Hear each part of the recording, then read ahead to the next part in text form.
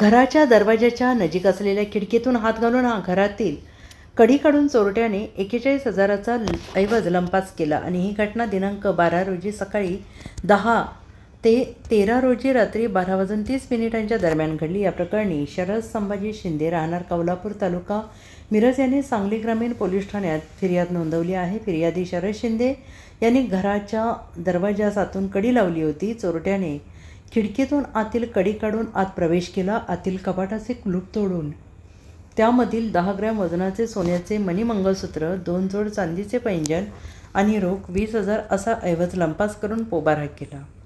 चोरीचा प्रकार लक्षात येताच शरद शिंदे यांनी फिर्याद नोंदवली आहे.